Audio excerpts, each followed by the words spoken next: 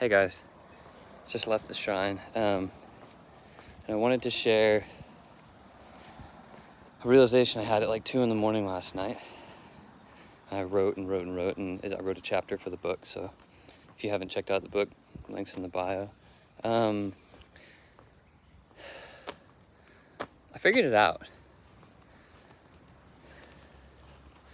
I figured out what caused the root of my suffering, and then also what I'm watching, like significant distress in my own son, because the same programming's like happening to him. Here's the short version. His mother, same as my mother, same as many others with the same programming, they can't actually see reality. They're experiencing a story of reality, and the story is primarily focused on their image or their ego or their mask. So everything's filtered through the lens of like, how does this make me look?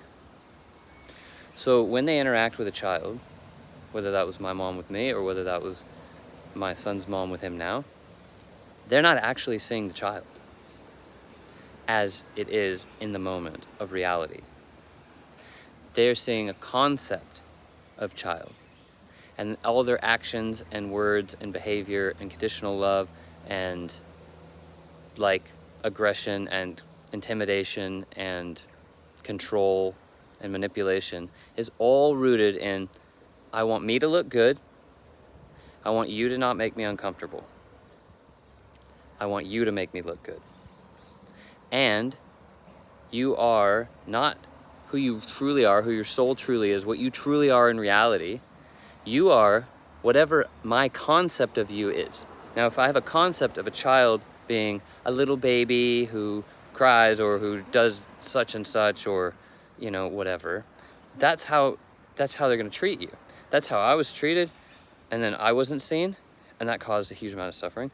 And that's what's happening to my son. And the interesting thing is, so the terrible twos is actually just a pristine, awakened, divine soul going, fuck you. This isn't who I am. You can't see me. This feels awful. It feels like pain and chaos and confusion. I don't want all these words. Fuck you. That's all the terrible twos is, and I've watched it. He's rebelling. He doesn't rebel in my care, because I see him as he is, and I'm in the present moment, and I allow him to just be. And I treat him with mutual understanding and respect. Like, he's an equal being to me. I'm not superior.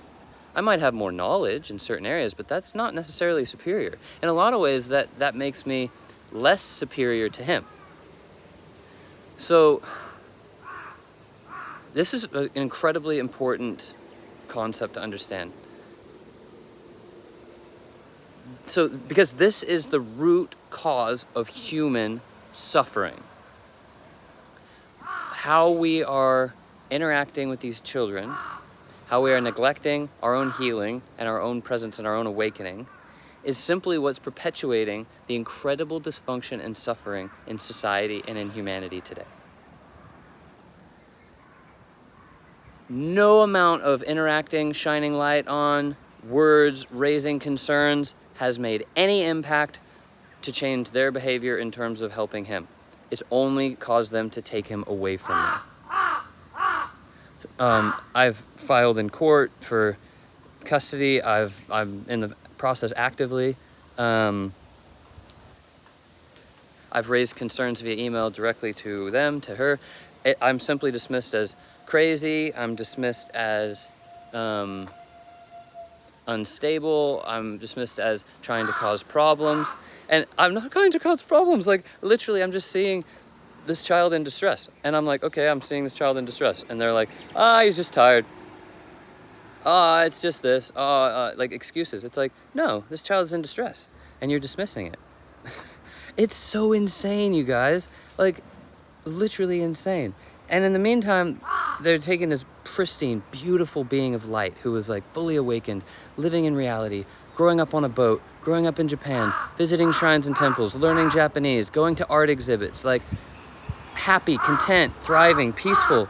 And he's now slumped over in his chair, you know, inflamed and not present and just rattling off words and you know, he's under his mom's control because it's easier to comply. It's easier to just comply and just go along because otherwise she's going to get mad and angry, and that hurts. So you learn as a child, I'm just not going to rock the boat. I'm just going to do what mom says. I'll act how mom wants me to act.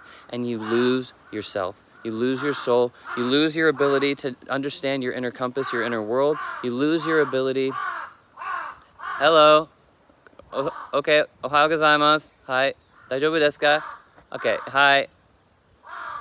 Anyway, you lose your ability to trust your own feelings. You lose your ability to know love. You lose your ability to love yourself. You lose your ability to understand kindness and what peace and safety is. It's incredibly significant, you guys. Like, and they know not what they do. Well, I'm here to point it out. That dysfunction is happening. That distress is happening to that child. And you're doing an enormous disservice to him. It's really incredible to me that even my own mother is adamant that she knows how to raise a child when all of her children, maybe bar my sister, had significant distress, anxiety, and addiction issues, and incredible psychological suffering. But yet, she's the good mom. I don't say this to insult my mother or attack her or criticize her. I say this because that's reality. Like, those effects happened. And until she actually does the healing and becomes present herself, she has no business trying to parent my son.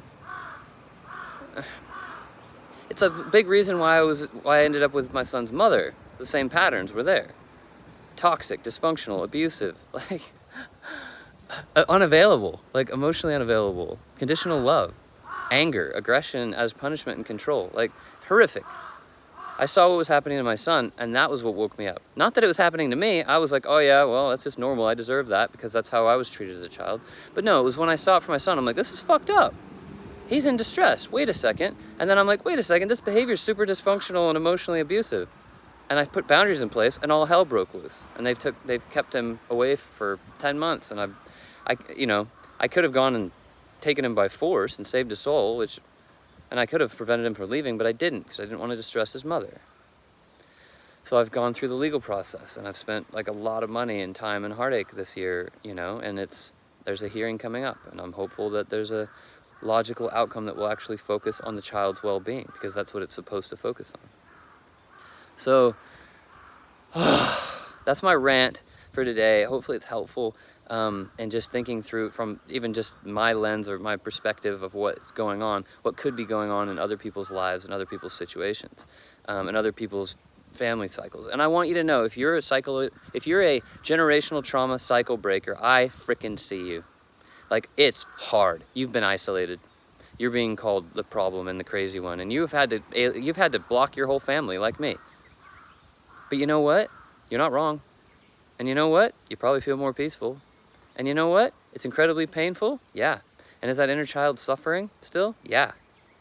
And is the only person who can give that inner child love and support and kindness yourself? Probably. Maybe a few close friends. I'm here for you. I love you. And we're in this together. We are all one. May we all heal as one. May we all return to source as one. I love you. If I can be helpful, please reach out. I love you guys. Hell of a ride. Okay. See you later. Arigatou gozaimasu.